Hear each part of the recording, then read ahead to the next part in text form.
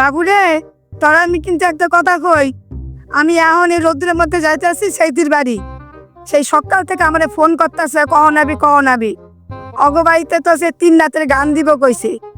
সে আর কবে থেকে যে কইছে তার কাওয়ারই নাম নাই। আমি কইলাম, দেখ দিদি, এত দেরি করে কিন্তু 3 রাতের গান দেয় না।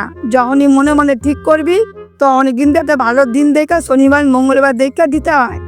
তা কইতে কইতে আজকে কইছে যে হ্যাঁ ঠিক আছে বোন, তুই একটু আইস, হাতে পাতে একটু গুছা গাছা দিস, তারপরে 3 রাতের গান দেবো।